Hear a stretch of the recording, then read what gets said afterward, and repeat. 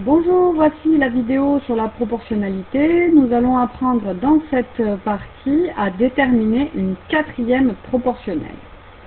Alors, tout d'abord, un rappel sur la proportionnalité. Nous savons donc deux grandeurs, petite définition.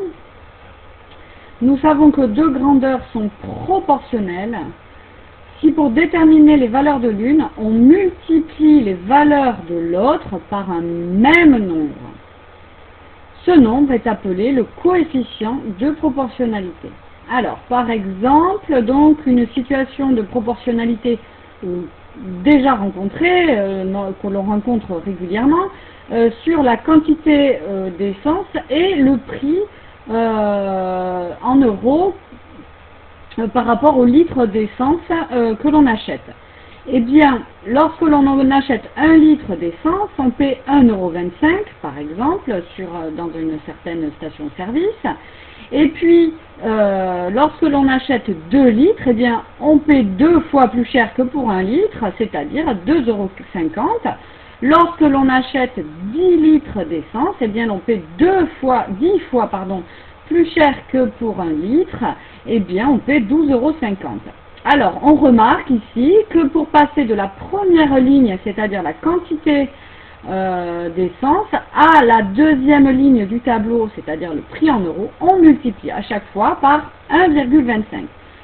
Ce nombre par lequel chaque quantité, 1 fois 1,25 est égal à 1,25, 2 fois 1,25 est égal à 2,5, 10 fois 1,25 est égal à 12,5, ce nombre est le coefficient de proportionnalité. Cette situation est une situation de proportionnalité. Il y a donc un coefficient de proportionnalité.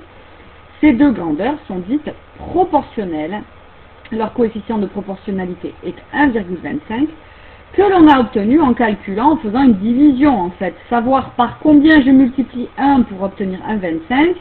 Eh bien, je l'obtiens en faisant 1,25 divisé par 1.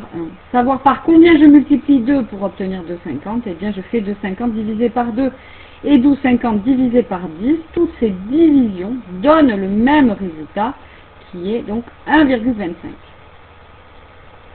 Alors, je continue maintenant avec ce qui nous intéresse dans cette partie de la proportionnalité, c'est la quatrième proportionnelle. Alors, dans une situation de proportionnalité, ce que l'on appelle la quatrième proportionnelle, c'est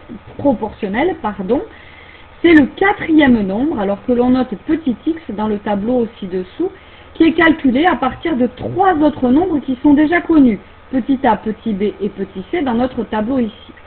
Donc, la propriété qui va nous intéresser est donc la propriété de l'égalité des produits en croix. Et donc, vous voyez ici, si nous avons une situation de proportionnalité, donc si ce tableau ici est un tableau de proportionnalité, un tableau de proportionnalité à 4 cases, dans lequel les valeurs A, B et C sont connues, et la valeur X est une valeur inconnue, c'est la quatrième proportionnelle que nous allons rechercher. Eh bien, puisque nous avons une situation de proportionnalité, nous avons B sur A, donc B divisé par A, vous voyez la deuxième grandeur divisée par la première, qui est égale à X sur C, la deuxième grandeur divisée par la première, qui est égale au coefficient de proportionnalité. Ceci définit la proportionnalité. Si le tableau ci-contre est un tableau de proportionnalité, si ces divisions sont égales, s'il y a un coefficient de proportionnalité, alors, eh bien, nous avons ce que l'on appelle l'égalité des produits en croix. A multiplié par X est égal à B multiplié par C.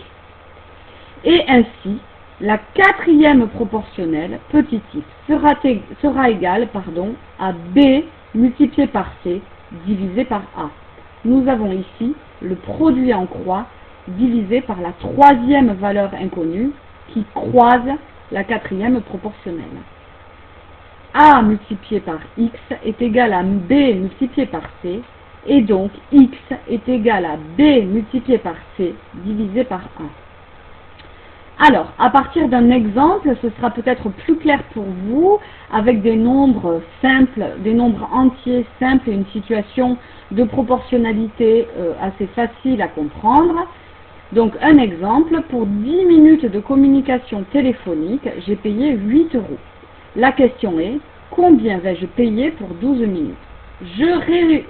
Résume, je traduis, si vous voulez, ce problème dans un petit tableau qui est un tableau de proportionnalité.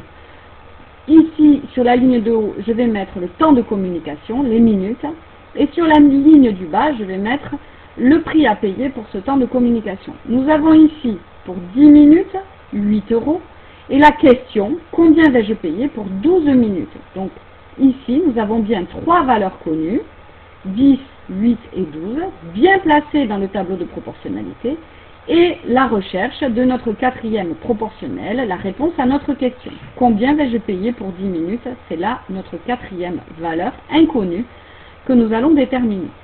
Alors, première méthode, j'utilise le coefficient de proportionnalité. Je divise 8 par 10 et je multiplie 12 par ce coefficient de proportionnalité que vous voyez ici. Donc, 12 multiplié par 8 sur 10, 8 divisé par 10, ça me donnerait 9,6. Mais je peux utiliser ce qu'on appelle le produit en croix. Donc ici, j'utilise la petite propriété que j'ai évoquée précédemment. Mon point d'interrogation est égal à 8 multiplié par 12. Je multiplie en croisant les valeurs connues et je divise par la troisième valeur connue qui est la valeur croisée avec celle qui est la valeur cherchée, la quatrième proportionnelle. Et j'obtiens évidemment le même résultat qu'en utilisant le coefficient de proportionnalité, c'est donc 9,6. Je vais payer 9,60 € pour 12 minutes de communication.